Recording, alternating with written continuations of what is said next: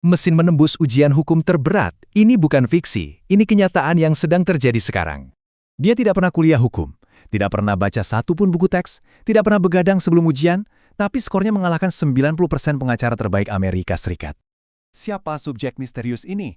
Namanya GPT-4, dan dia baru saja menaklukkan US Bar Exam, ujian lisensi hukum paling brutal di Amerika.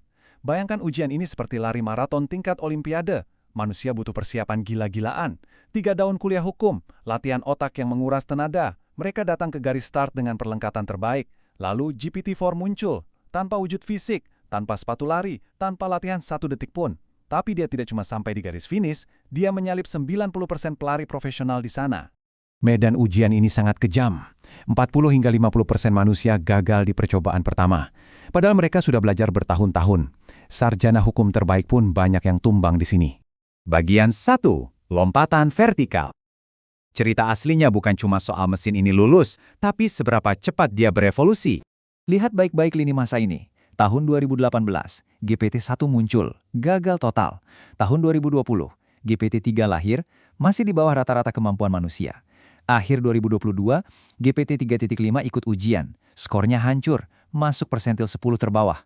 Lalu, Maret 2023, hanya beda hitungan bulan, GPT-4 dirilis dan langsung menembus persentil 90 teratas. Ini gila, ini bukan evolusi bertahap, ini lompatan vertikal dalam hitungan bulan, bukan generasi. Para ilmuwan menyebutnya emergent capabilities, kemampuan yang tiba-tiba meledak saat skala model AI mencapai ambang batas tertentu. Mesin ini tidak berpikir layaknya manusia, sama sekali tidak. Ia murni memakai pola bahasa statistik yang sangat canggih. Dan dari pola itu, tiba-tiba muncul kemampuan memecahkan kasus hukum tingkat tinggi. Bagian 2. Bukti keras. Siapkan diri kalian untuk melihat data-data ini. 297 dari total 400. Itu skor asli GPT-4 di Uniform Bar Exam. 266 dari 400. Itu batas nilai minimum untuk sekedar lulus. 90%. Itu persentil peserta ujian manusia yang dikalahkan telak oleh mesin. 44%. Itu angka prediksi Goldman Sachs untuk pekerjaan hukum yang berisiko diambil alih otomatisasi. Semua data tadi bukan brosur jualan. Ini sudah diverifikasi independen.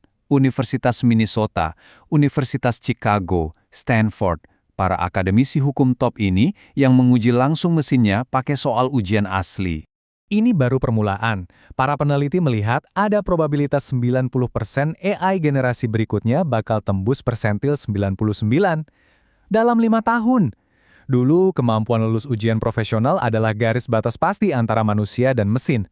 Sekarang, garis itu sudah hilang. Dalam dunia di mana mesin bisa lulus ujian terbaik buatan manusia, dari sudut pandang mana kita akan mendefinisikan nilai keunikan manusia?